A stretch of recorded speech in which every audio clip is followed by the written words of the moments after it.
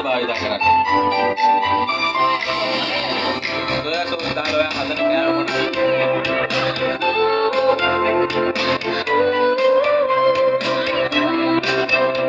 Soya sauce දාලා ඔයා හදන කෑම මොනවද?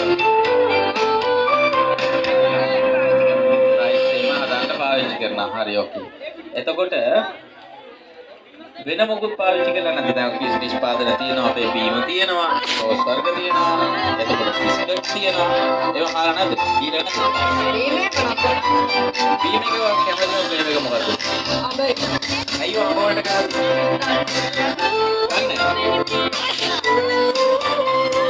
කිස් නිෂ්පාදන තවත් ගෙදර අතින් පාවිච්චි කරනවා.